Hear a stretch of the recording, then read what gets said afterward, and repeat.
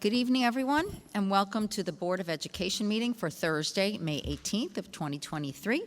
The board has been in executive session since 4:45 p.m., or at least we started that, to discuss the employment history of particular persons, potential litigation, matters made confidential by federal and state privacy laws, FERPA and Ed Law 2.D, and to receive advice from counsel subject to board approval. May I have a motion to reopen the public meeting at 7:35 p.m.? Ryan, may I have a second? Hillary, all in favor? Can you stand for the Pledge of Allegiance? I pledge allegiance to the flag of the United States of America and to the republic for which it stands, one nation, under God, indivisible, with liberty and justice for all. Okay, so we are coming back from an exec session that started very early tonight at 4:45 so that we could, at 6 p.m., begin one of our favorite annual events, which was our tenure recognition ceremony. So prior to returning to our public meeting here, we just walked in from outside where we celebrated 18 members of our CCSD community who received tenure tonight. We are so honored and proud every year to recognize the exemplary achievements of our treasured teachers, staff, faculty, administrators who receive tenure. Their names are set forth in tonight's agenda. You won't see all of them because some of them were approved earlier and they all got recognized this evening. But once again, we just want to say we're fortunate to have all of these treasured staff members with us, and we hope you'll stay with us and our students for many years to come. We are also fortunate to report that on Tuesday, the community voted to pass our budget for the 2023-2024 school year. The budget passed easily with a vote of 1,431 yeses to 394 noes, and we want to thank the community for coming out to support our budget, which in turn supports our children and their education and so many programs that in turn support our entire community. The district administration works extremely hard throughout the year to craft a budget that is fiscally responsible, yet still maintains the excellent staff, facilities, academics, and extracurricular programs that our school district is known for and recognized for. So a big thank you from all of us for passing this year's budget.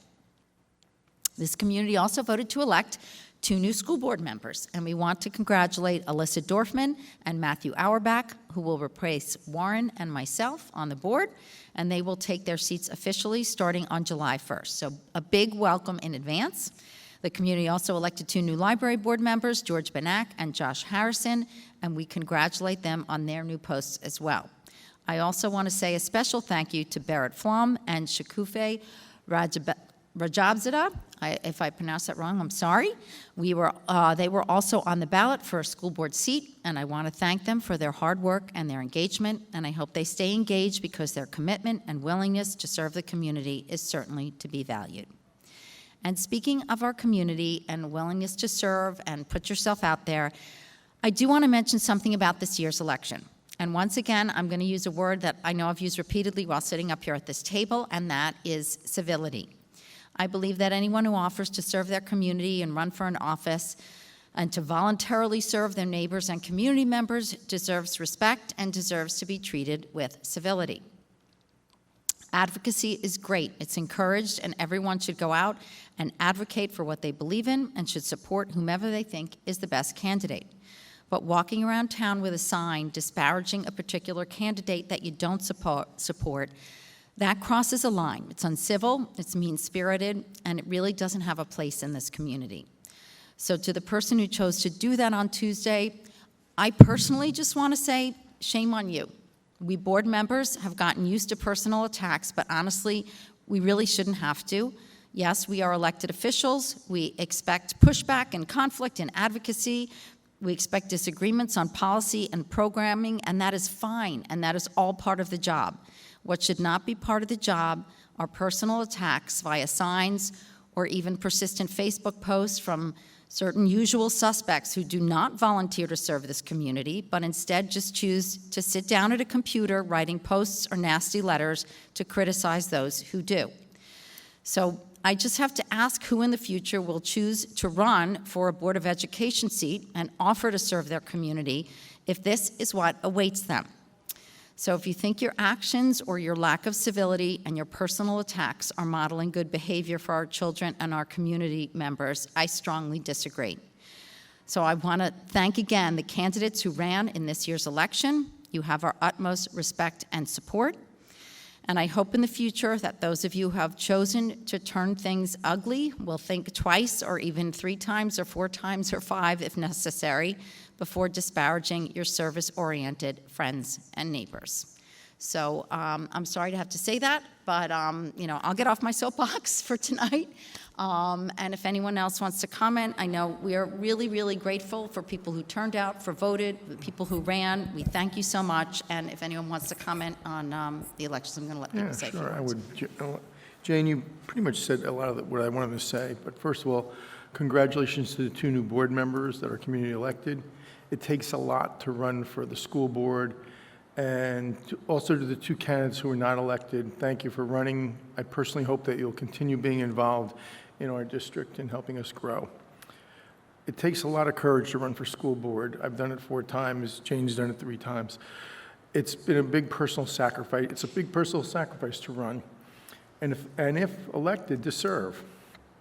It's a selfless thing to do for the community, the students of the district, and it's all as a true volunteer. There's no compensation for the 5 of us up here. Board members receive no compensation for their service to the community, and it's done because we want to do it, because we love our community. Something that disturbs me deeply, as Jane said earlier, is the negative tone by some people in the community take against certain candidates. I understand people have freedom of speech to say what they want, so this is my freedom of speech. The board elections have in the past been non-political, and community members have advocated for the candidates they support. But in the past couple of years, we've not seen that, and I hope we continue to see the betterness of what's going on. I hope we have more candidates run, but when people get criticized for trying to do something good for the community, it doesn't really warrant people putting themselves out there. I've never seen a person holding a sign criticizing a certain candidate. That candidate actually won, so I guess maybe that person's strategy didn't work. And I've heard about misleading statements about another candidate. It's got to stop. This is not what we do to our friends and neighbors who want to try and help our community. What does it say to the administrators that work here tirelessly to provide a great education to the students of our community? They're looking at our community saying, what's going on? So I hope in the future that we have more civility by the community in our elections, that we have great people who want to put themselves out to run and serve our district and not receive this negative rhetoric. So that's I have more to say, but that's pretty much it. Thank you, Jane, for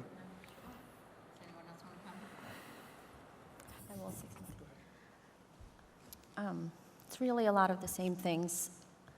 We have all gone through an election cycle or 2, and that's why we're here. And everyone has their preferences, everyone has their choices, and who they want to root for, and I think that's amazing. But I think we just need to remember that our children are watching, and let's not do anything, when you wake up the next day and you're embarrassed. Let's just root for the people that we like, and that's it. You can advocate for your candidate, you can advocate for the things that you are passionate about, but you don't need to be extreme and attack people personally, whether it's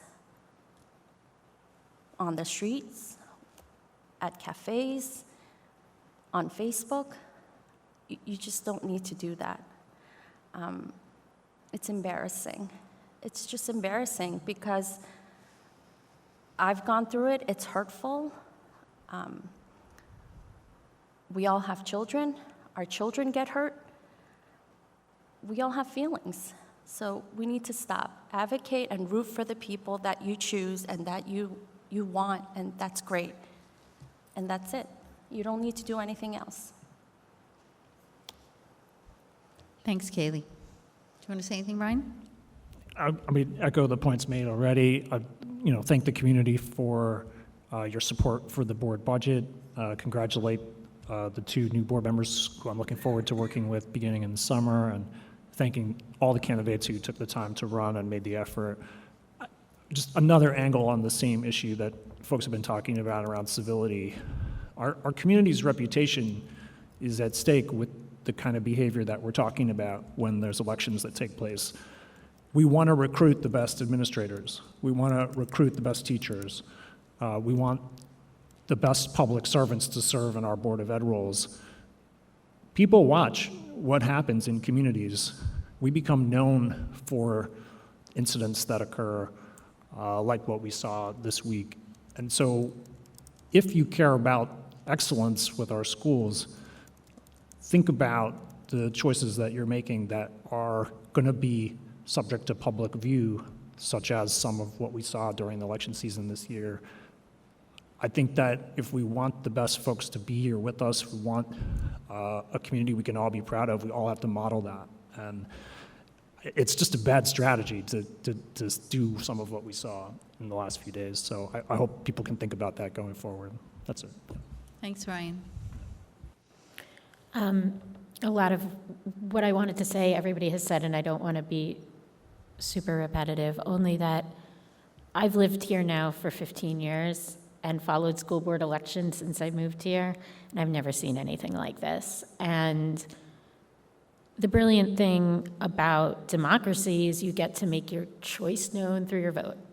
And I think advocating on behalf of someone who you think is an excellent candidate is great, right? Like, that's how we educate voters, educate the community. But to disparage publicly someone trying to serve their community in an quite time-consuming volunteer position is just unacceptable. And if we don't want our children to grow up to be bullies, we can't model bullying. And I think that, as a general rule of thumb, if you wouldn't want somebody to do something or say something to one of your kids, don't do it to somebody else.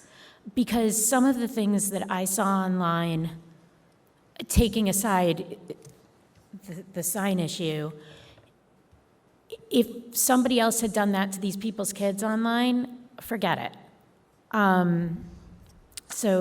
That's, hopefully, we can move on from here. Hopefully this changes going forward for future elections, because otherwise nobody in their right mind is going to want to do this.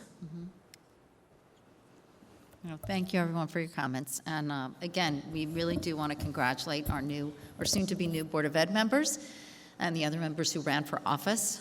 Really, your efforts are so appreciated, and we hope you will stay engaged with us, because I think your opinions are quite valuable. So that is it for the President's Okay. report tonight. I'm going to, oh, no, it's not, because we have to ratify the report from the school budget vote and election. So I would like a motion for item 1.1.1. Be it resolved that the Board of Education hereby ratifies the report of the May 16th, 2023 school budget vote and election. Can I have a motion for 1.1.1? I move. Lauren, can I have a second? Kaylee will second. Any questions, comments? Yeah. I think we may. I'd you just have a like to question or thank comment, Christine and her staff, the administrative team, and Andrew for preparing such a great budget for our community, and to thank the community for voting for the budget and letting us continue doing the work that we're trying to do for the best of all the students in our district. And I want to give a shout out to Lisa Elsner, who runs it. Unbelievable, our district clerk.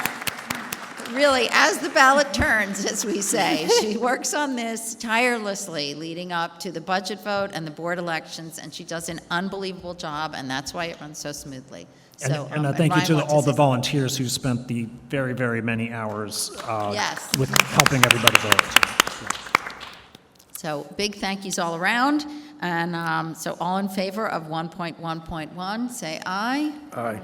Okay, and now we can go to Okay. Superintendent's report. Thank you so much. All right, we have two chunks to the report. The first is some updates, some community updates, and then the second is, because at our next meeting we'll be sharing our new strategic plan, we just want to do a plan and review. So we're going to very quickly go through some highlights of our strategic planning process and what we've been doing over the past 5 years. So let me just begin by... So Matt and Alyssa are here. Welcome to the team. Thank you for being a part of the audience running. And congratulations to you. We're so happy to have you. I'd like to take this opportunity as the superintendent to thank our community for supporting the budget. We are going to be able to do many great things for our students because of your support. We couldn't do it without you. So yes, there's a lot of us that work together to put the budget together, but it's ultimately up to the community as to whether or not it's acceptable. So thank you very much for supporting us in this way. We're really excited and looking forward to next year. Congratulations to our tenure candidates. We honored many teachers today, administrators, teaching assistants. I want to thank Andrew Crasilia for organizing this for the community. It was so nice to hear our principal team share such wonderful things about how all of our tenure recipients are doing such amazing work with our kids. It was great to see their families, and I just want to extend my gratitude for them choosing to be in Chappaqua, and I'm so pleased to be able to present many of them tonight for your consideration. So thank you to our board and congratulations to our tenure candidates. I also want to acknowledge we have a number of National Merit Scholarship winners this year, and I know that we pushed this out to the community, but I just want to congratulate Leah, Carly, Gabriel, Siri, and Justin for all of their hard work and being honored in this way. It is quite an accomplishment and a great representation of the good work that's happening at Horace Greeley High School. Just an update, the survey has closed. We had about 1,200 community members responding. We had 334 staff. We had almost double the community members participate in this survey than we've had in the past. We also have begun the analysis of our RFP responses, and we had received 6. And so we're in the process of determining which ones the Board of Education will interview moving forward. We had one police agency respond to our police officer request. So on May 30th at 6 p.m., we're going to host a webinar with JNN. They are our agency that is responsible for the survey, where they'll share the results and we'll facilitate a Q&A. We want to do that in between now and our next meeting, so there's enough time for the community to understand what the survey results look like, ask questions, and then so that there's enough time between when they present and the 7th, so that I can share a recommendation with the Board of Education. And also on that 7th board meeting, the Greeley Task Force will update the community on their progress of some adjustments that we're thinking about moving forward for Horace Greeley High School. And a lot of that is centered on new technology. And so we'll push something out by the start of next week, just letting everyone know when the webinar is so people can participate. But if it doesn't work with schedules, because I know it's a busy time of the year, we will be done by 7 because there's another webinar that evening. We will push out the webinar to everyone so they can understand what the survey results are. And there's like high level of awareness that this information was shared. Okay, can you move me forward? Because I'm not moving. You just move me.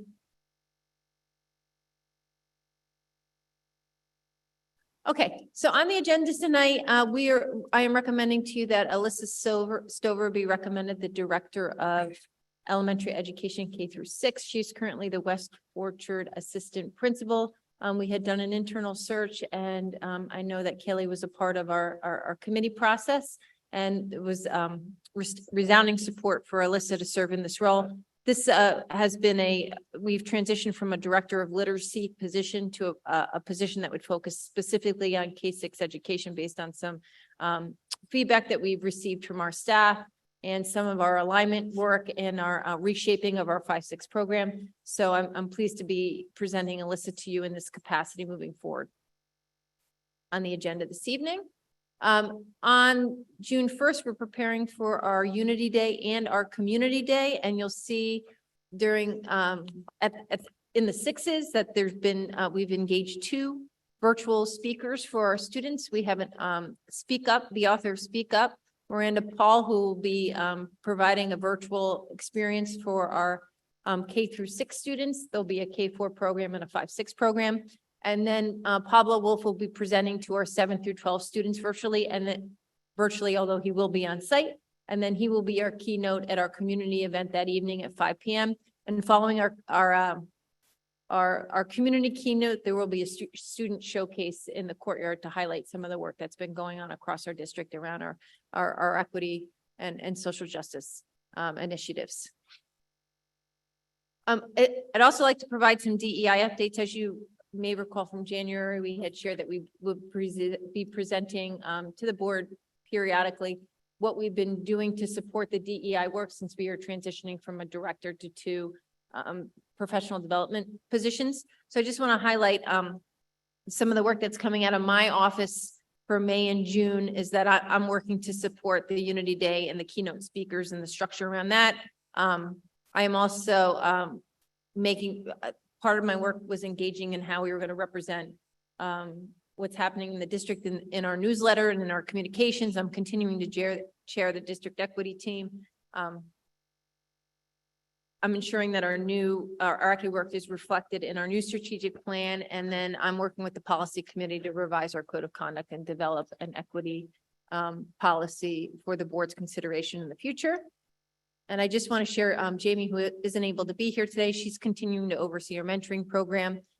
She's holding transitioning meetings for our families who need additional support. And now she's involved in working on our summer training and designed to support inclusive practices within our classrooms. And then we're going to move over to Adam. Thank you. So to highlight a few things with regard to DEI and curriculum and instruction, we too are supporting Community Day, working through the contracts of the speakers, as well as some book orders to make sure that our staff have the books that they need. We're also well into the process for hiring the professional developers for DEI. So that process has started and not yet wrapped up, but working through that process in collaboration with Andrew and HR. We also sent out a reminder to our staff about our DEI anchor texts, and we're providing support. That list of texts is also available on our website. We've shared that with the board previously.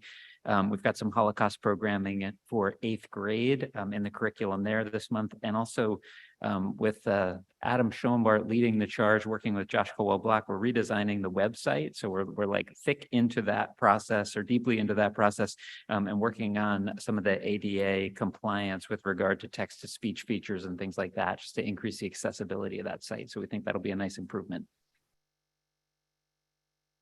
And Andrew? Thank you. In Human Resources, we're continuing with our Recruitment and Retention Committee led by Insight, and that's been steady for the second half of the year. We've piloted a revised hiring process specifically around the elementary classroom hiring, where we had a pool of candidate and we revised our rubrics. We had committee training for pulling in teachers into the committee interview process. We got feedback from the candidates on that process, and that's going to guide us into the May and June priorities about revising the entire process across the district, rolling that out in the fall. We also piloted our the strategic recruitment database we've been building over the last 6 months. We're getting some feedback on its effectiveness, and then we're going to be integrating that more fully into next year's hiring. And for the fall, what we're really focusing on here, besides we plan a career fair, hiring fair at the school in the fall. It's one of the recommendations coming out of the training to invite people into the school, into the community, even though we don't know what jobs will be there, to come in, meet some of our staff, see the grounds, work on your resume, build some professional relationships even before we have a stated need. So we're actively recruiting. And we have a retention training through NEMNET's organization to which we belong coming up next week. Okay, so now we're going to go into our 5-year highlights reel for the strategic plan. I mean, we've done a lot of work, but we're going to try to kind of just hit the major points. So our first area of work out of our 6 is using instruction to amplify learning in our spaces. And so over our 5 years, we built a sustainability research center. We revised and reconstructed our fitness center. We added a yoga studio.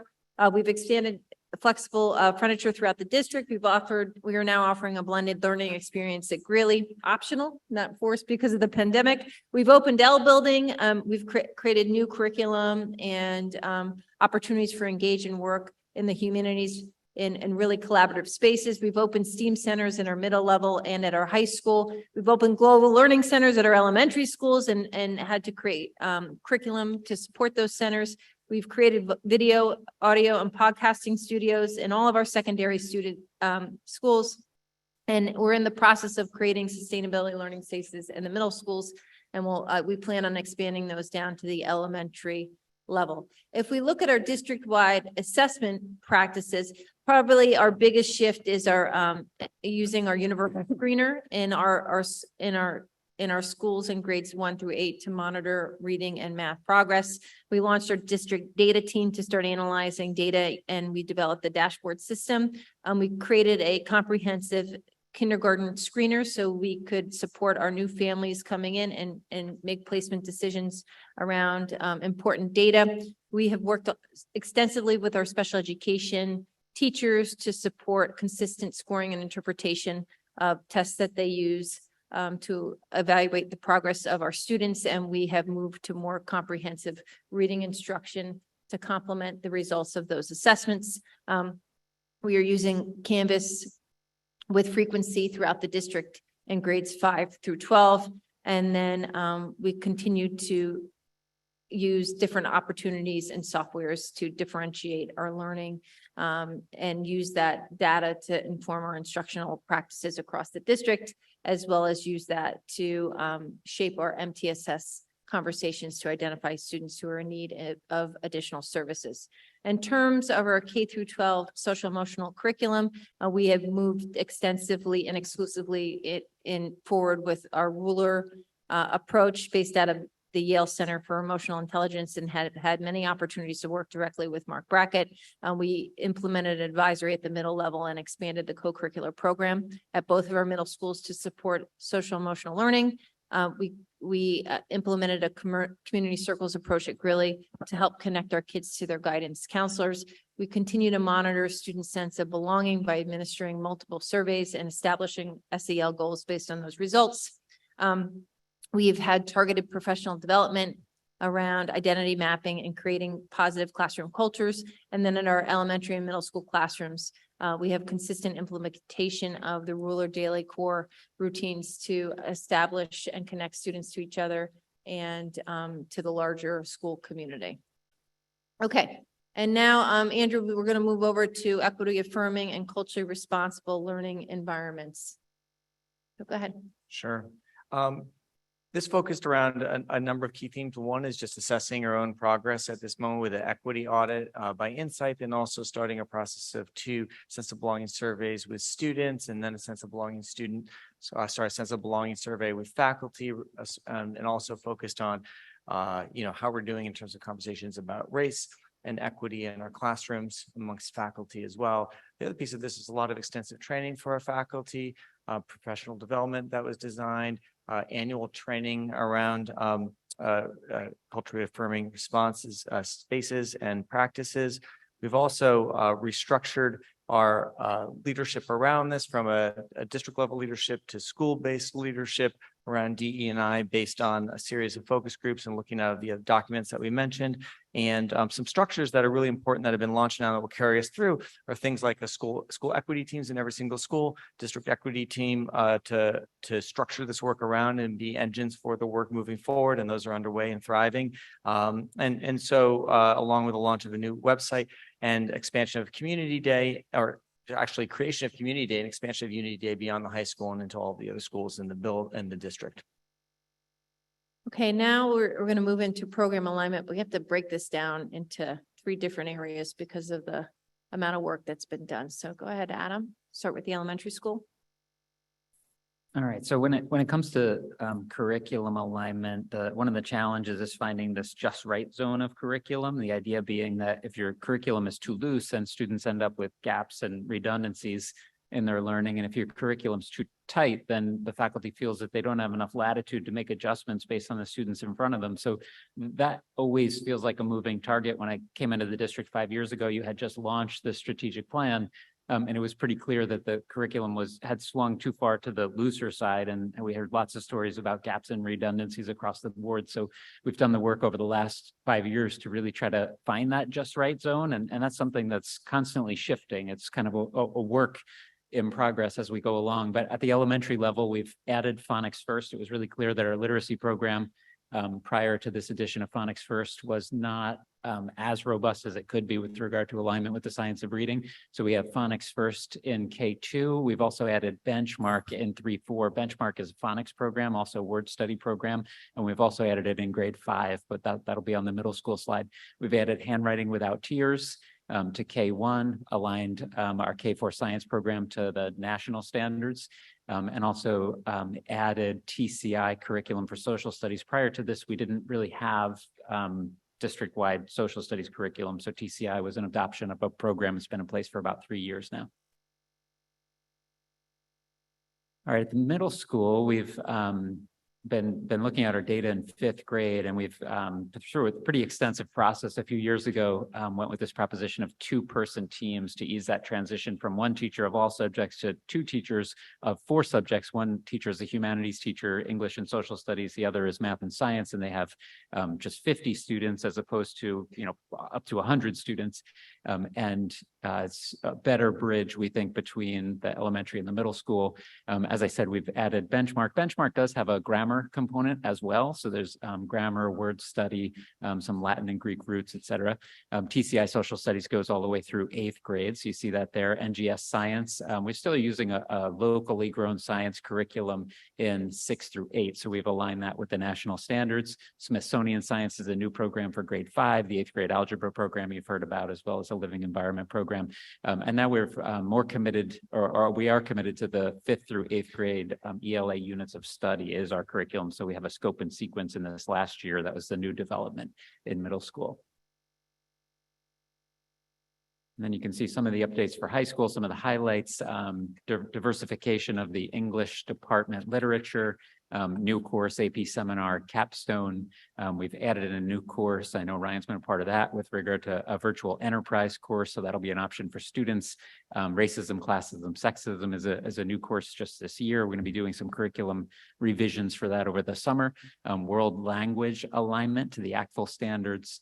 9th grade math course revisions. Those are adjustments based on the algebra program in 8th grade, and then 2 new plant science courses. I guess I would add, it's not written on there, but I'd add you'll see a pretty robust 9th grade elective program for science coming soon. So we'll give you an update soon on that. Then Adam, would you like to do the instructional technology as a tool to personalize learning? Yeah, so instructional, it just became such a pivotal piece, especially as we worked through COVID. And so it was really fortunate that we had shifted into a direction of having, being a 1-to-1 district in grades K all the way through 8, and then obviously Greeley is a BYOD. So you can see some of the technology integration. It's gotten to a point where it's so seamlessly integrated now that it is not at all unusual to see students with, high tech and low tech opportunities, and credit to our tech department for making sure that our environment is built in a way that it is just seamlessly integrated into instruction in a way that feels really natural. You can see some of the developments on there, like the 1-to-1 devices K8. We're upgrading our 5th and 6th grade students, so they have iPads. Those will be coming soon. You can see the upgraded networks, podcasting studios, video conferencing tools, instructional tools that help us leverage formative and summative assessment opportunities that dovetails in with NWEA maps. So the instructional technology has just come a very long way over the last 5 years. Right, and so we're going to continue to do the work. We're going to continue to move forward, but now we're going to start to shift in other areas that we're going to be focused on. And I'm really excited based on the work that we've all done collectively together with the board, with our teachers, with our administrators, and with our members of the community that are part of our strategic planning committee to show what we plan on working with and for the next 5 years. And so I want to thank my team and all the work in the district that's happened over the past 5 years, and look forward to the future together. So thank you for allowing us just to kind of share a highlights reel. And then we have a lot happening here over the next month. And so this is just some highlights. Tomorrow, of course, we're appreciating our bus drivers, and I want to thank the PTA. They're providing a breakfast for them when they finish their first runs. But we have a lot of concerts. We have a junior recognition ceremony. And then, of course, we have next Friday, the 26th, we're off. So I just want to remind people, don't show up to school that day. And then we start highlighting our end of the year events for our upperclassmen. So just really excited about the things that are happening in our district. And that's the end of the superintendent's report. So thank you. All right, thank you. Okay, that moves us along to committee reports. Does anyone have anything to report for this week? Next meeting. I know, same here. There's a communications meeting. Go ahead, Ryan. So we did have a policy committee meeting today, and there are several policies up on the agenda that are on second reading and for adoption. There were some very minor changes based on limited feedback. So I think we can proceed with those. And then Dr. Ackerman already mentioned that we're getting started on some equity policy work. So more to come on that later. Yeah. Okay. Anything? No, I know. We don't have anything. I know we have a communications meeting, advisory committee next week, and probably final committee meetings as they will roll in with a lot of final stuff for the year. So thank you. Okay, that brings us to our public comment period. We welcome public comments. In respect for everyone's time, we ask that you limit your comments to 3 minutes. Board members, as always, can be contacted via cell phone, email, etc. And after the conclusion of all the comments, the board members may choose to have discussion regarding any of the comments presented. So just make sure to state your name and stick to our 3-minute timing. So go ahead. Sure. Warren Gottlieb. I have 2 students at Greeley. Yesterday morning, I wrote to the Board of Education and Dr. Ackerman to address the anti-Semitic flyers that my daughter encountered on Tuesday at Greeley. The flyers contained anti-Zionist rhetoric and images, all of which you have seen for yourselves. In my email, I alerted the board to the fact that the Anti-Defamation League has long recognized that anti-Zionism is anti-Semitism. The flyers hanging in Greeley promoted widely recognized anti-Semitic tropes and engaged in Holocaust misappropriation. They were disgusting, outrageous, and unacceptable. The email response from the district yesterday understates the seriousness of what occurred and confirms a level of ignorance that can no longer be allowed to flourish. While I appreciate the speed of the district's response, I am very concerned about the content.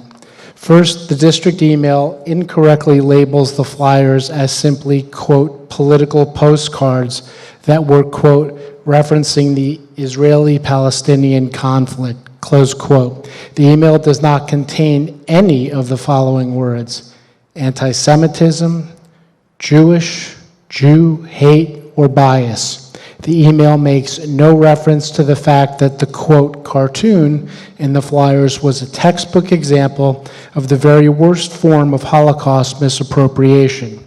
A corrective follow-up email that accurately describes what occurred should be sent out district-wide. The district cannot bury anti-Semitism, and that is exactly what yesterday's email does. The flyers use Holocaust imagery to effectively call for an end to this Jewish state. That is anti-Semitism. That is hate. Don't take my word for it. Go ask the ADL. Second, I am sad to report to you that this was not the first, second, or even third time that one of my children has come home reporting anti-Semitism in the CCSD. When my daughter was 7, she saw a swastika painted on the Doric Grafflin next to the word death. The district's email to parents at that time also did not contain any of the following words: anti-Semitism, Jewish, Jew, hate, or bias. In recent years, my son has come home with materials presented by either teachers or administrators that contain blatantly anti-Semitic content. One of these items was an article that outrageously drew the comparison between Zionism and the white nationalists that marched in Charlottesville. My son, a proud Jew, and now a graduating senior, has spent much of his Greeley career living in fear for his defense of the existence of a Jewish state. May I have 1 minute to finish? I move the item per minute. In closing, the district... Wait, I'm sorry, just let us, we have to move to that. I move. All in favor of giving him an additional minute, 1 additional minute. Go ahead. In closing, the district cannot ignore the skyrocketing increase in anti-Semitism, both in New York and nationally. The district must bring in independent, widely recognized members of the Jewish community to educate the CCSD on what constitutes anti-Semitism. Hate is hate, and Jews and non-Jews alike are affected by hateful rhetoric. The Chappaqua Central School District is my family's community, and I do not want to see any more harm of this nature. This is an issue that affects us all, and it certainly deserves more than the 4 minutes I've been allotted tonight. Thank you.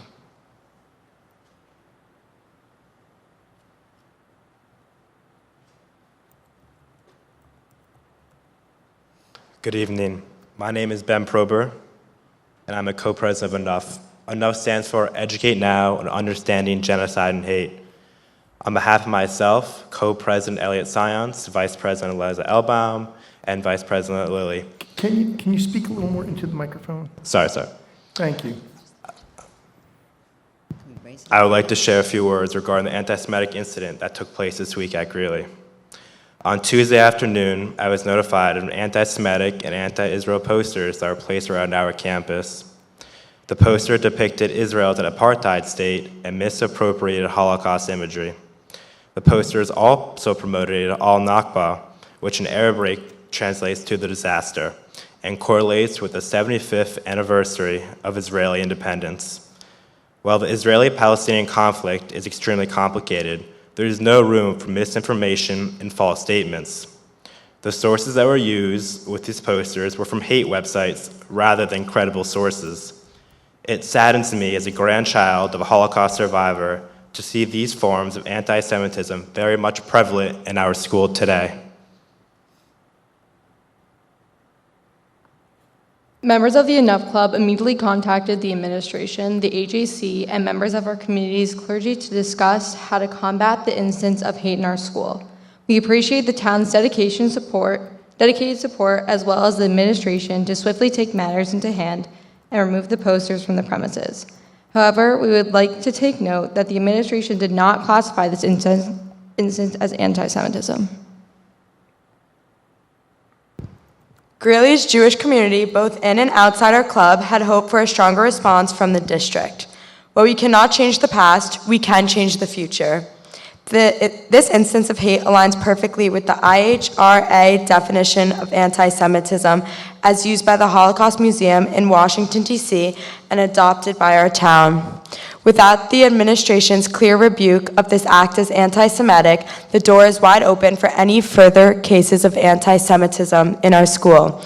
We ask that the school board work with the school administration as well as the Enough Club to create clear guidelines and support for future Enough initiatives to educate our students on why this act was anti-Semitic and how the prevalence of Holocaust misappropriation and anti-Semitic tropes through debates around the Israeli-Palestinian conflict have increased anti-Semitism in our country and world. Thank you.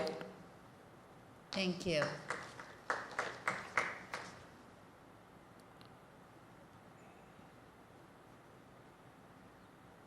Hi, good evening. I am Allie Rosenberg, co-chair of the Town of Newcastle Holocaust and Human Rights Committee, and I'm speaking tonight on behalf of the committee. In the past several days, many community members have reached out to us about the anti-Semitic act of hate which occurred yesterday at Horace Greeley High School.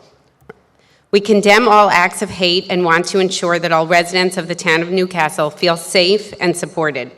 The illustration on the poster hung on the wall constitutes Holocaust misappropriation, which is anti-Semitism. We hope the CCSD and the school board responds to anti-Semitism as it does to acts of racism and understands that the only way to eradicate acts of hate, in this case anti-Semitism, is through education. As the mission of the Town of Newcastle Holocaust and Human Rights Committee is to educate, we would like to share that the Town of Newcastle adopted the International Holocaust Remembrance Alliance's definition of anti-Semitism in 2021. The definition states, anti-Semitism is a certain perception of Jews which may be expressed as hatred toward Jews. Rhetorical and physical manifestations of anti-Semitism are directed toward Jewish or non-Jewish individuals and or their property, toward Jewish community institutions and religious facilities. Manifestations might include the targeting of the State of Israel, conceived as a Jewish collectivity. Anti-Semitism frequently charges Jews with conspiring to harm humanity, and it is often used to blame Jews for why things go wrong. It is expressed in speech, writing, visual forms, and action, and employs sinister stereotypes and negative character traits. While we appreciated receiving an email response from the district about this incident, in the email, the district failed to call this act out as anti-Semitism. We have a duty to stand up against all forms of anti-Semitism. History has shown us the dangerous consequences of anti-Semitism being normalized. Thank you. Thank you.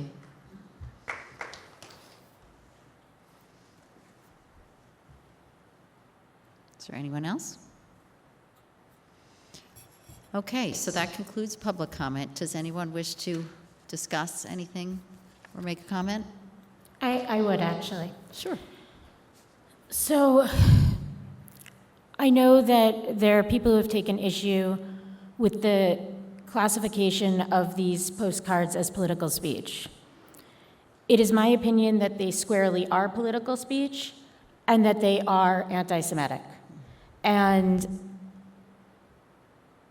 political speech can be anti-Semitic. Political speech can be racist. Political speech can take a lot of positions that are offensive. And I think naming that is important. It doesn't change the fact that it's protected in the ways that as a public school district we have to treat political speech. But that doesn't change the fact that it is also anti-Semitic. And when I opened those postcards, particularly that first image, which was clearly invoking Holocaust imagery, as a Jewish woman, and I'm sure that this was felt by both Jews and non-Jews alike, my immediate response was that that was anti-Semitic. And so I think that it is important, even though I also feel completely comfortable with how this was handled and what transpired at Greeley, I think it is important to name that, and that something can be characterized as political speech and also very hurtful, whether it's anti-Semitic or racist or in whatever other way that is true.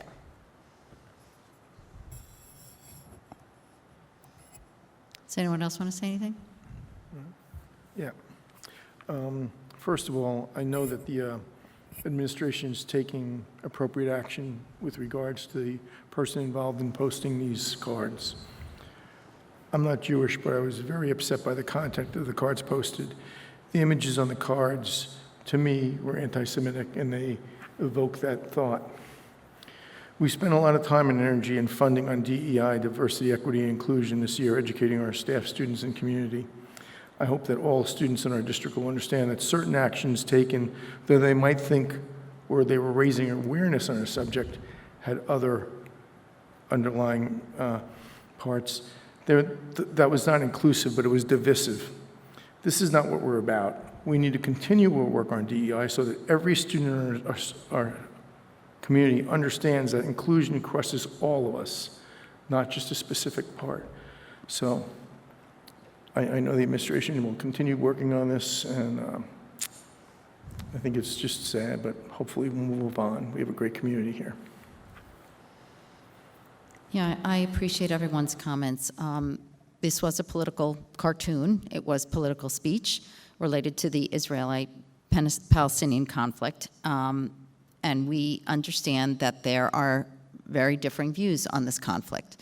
Nevertheless, the flyers had a very clear anti-Israel message. What is difficult to, I know, for people to understand is that despite, like what Hillary said, it can be political speech that has to be dealt with in a certain way. It can also be anti-Semitic and promote anti-Semitism in a way that perhaps the person who posted it didn't even intend, but the imagery is unmistakable. But nevertheless, there are steps that we take, and speech and discriminatory actions are specifically addressed in our code of conduct, and we have to follow our code of conduct as it's laid out in our policies, and that was absolutely followed here, and action was taken swiftly and immediately. I know that Dr. Ackerman and Dr. Seppi have spoken with community groups and community leaders and religious leaders, and these conversations will continue. So I feel that it is being addressed. It was addressed immediately. It is being addressed appropriately, and it's a very difficult situation. We have to deal with a particular high school student in a particular way that is set forth in our code of conduct, and yet this was very disruptive to many of our Jewish families because the imagery is unmistakable. So I don't know if you... Yeah, I would just share, this is a really complicated incident to address, and I understand why it feels like it shouldn't be complicated to our kids and to our families. And so for that, I apologize, and I always feel as if we can absolutely do better in our work, and I welcome and I thank enough for offering your partnership and working with us collaboratively on being a better district for everybody. And so you can guarantee that will be accepted, and we're going to work together and move forward in a way that everyone feels valued. I really, it's not my place to address any further what happened at Greeley, other than to share that it was addressed appropriately, and we sought outside counsel to make sure that we handled it appropriately based on all the factors that we need to consider when we're dealing with incidents of this nature. And I know that doesn't feel acceptable to some of our families and to some of our students, and I completely understand that. But we'll work together the best that we can moving forward to create an environment where everyone feels welcomed, because that's an expectation that everyone should have who goes to school here and who works here. So you have that commitment from us. So thank you. Okay. Thank you very much, everyone. Okay, we are going to move on to approvals and ratifications. I'd like to take items 3.1 and 3.2 together. Be it resolved that the Board of Education hereby accepts the minutes of the May 3rd, 2023 Board of Education meeting. And 3.2 is, be it resolved that the Board of Education hereby accepts the minutes of the May 12th, 2023 Special Board of Education meeting. Can I have a motion for 3.1 and 3.2? May I have a second? Any questions, comments? All in favor? Okay, we are moving on to our policies. I'll take them one at a time. We had first readings last time. These are second readings of a number of policies. Item 3.3 is policy 0125, our wellness policy. This is our second reading and adoption. I don't know if there were any additions to this. Well, first let me have, I will move 3.3. Can I have a second? Any comments on this policy at all? Any changes since our initial reading? There was one change. It was the grammatical change. Yeah, there was a suggested. Yes, okay. That's the only change in any of the policies that Okay, are up there. that's it. Okay, so all in favor of item 3.3, changes to policy 0125, our wellness policy? Aye. Okay. Can I have a motion for 3.4, which is policy 3012, our conflicts of interest policy? Be it resolved that the Board of Education hereby adopts policy 3012, conflict of interest. Can I have a motion? Ryan, second? Hillary, questions, comments? All in favor? Aye. 3.5, this is our policy 6040 related to our extra classroom activities. Can I have a motion for 3.5? Can I have a second? I'll second. Any questions, comments? All in favor? Aye. And our final one, which is a change to our inventory capitalization policy, that's policy 6075. I will move item 3.6. Can I have a second? Ryan, any questions, comments? All in favor? Aye. Okay. All right, I recommend 4.1 instructional as presented. I move that we accept the superintendent's recommendation for item 4.1. I'll second. Any questions, comments? Only All in just congratulations to all the teachers getting tenure tonight. That's I know. It's quite an accomplishment, and we're psyched. I know. We mentioned it before. It really is a wonderful event, and we're so proud of our wonderful newly tenured employees. It's fantastic. So thank you for saying that. All in favor of 4.1? Aye. I recommend 4.2 non-instructional as presented. I move that we accept the superintendent's recommendation for item 4.2. I'll second. Any questions, comments? All in favor of 4.2? Aye.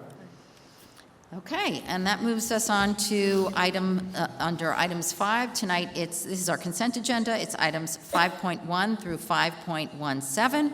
We use our consent agenda to make more effective use of our time by adopting in a single motion relatively routine matters, contracts, etc.